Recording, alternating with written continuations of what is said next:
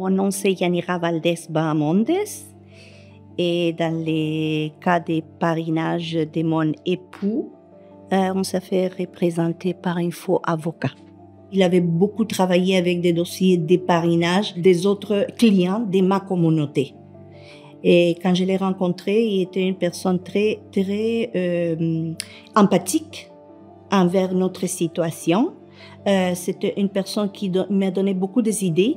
Par exemple, d'avoir un journal de bord quand j'étais là, d'ouvrir un compte conjoint avec mon mari. Donc, on a fait tout ça et j'ai considéré qu'il était quand même très professionnel. La priorité pour ces agents d'immigration, les faux, c'est de demander d'abord la fiche de paye.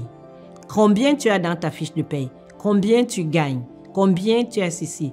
Et quand il voit ta fiche de paye, il va savoir qu'il va te demander des montants exorbitants pour dire que, OK, toi, tu gagnes pareil. Pas de pitié pour ta famille, pas de pitié pour tes enfants, pas de pitié pour ta femme, pas de pitié peut-être pour ton mari, c'est toi qui es là. C'est ça qui est désolant. C'est vraiment ça qui est désolant. C'est un très gros problème. C'est un enjeu majeur, pas juste au Québec. Je dirais que c'est à travers le Canada, définitivement.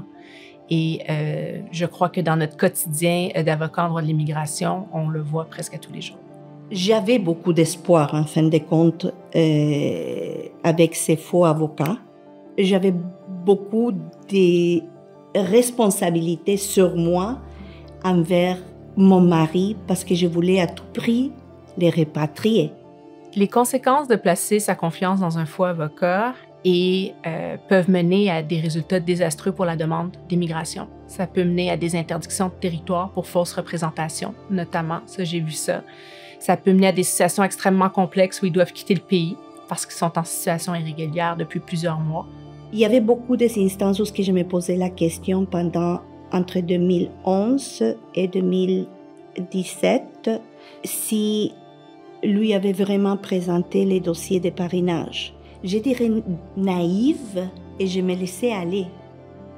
Et je n'ai pas vu le signe qu'aujourd'hui, dans cette perspective et avec l'expérience que j'ai eue, j'aurais dû le voir.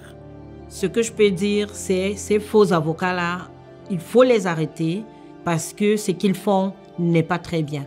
De briser la vie des familles qui a réussi, alors qu'ils devaient être acceptés, mais ne seront pas acceptés parce que tu as donné quelque chose ou bien tu as écrit quelque chose qui n'est pas vraiment consistant pour pouvoir les faire rester ici. Il y a eu de l'argent perdu, évidemment. Il y a un coût financier au début, mais plus que ça, il y a un coût des sentiments, et parce que c'est la vie de deux personnes, hein?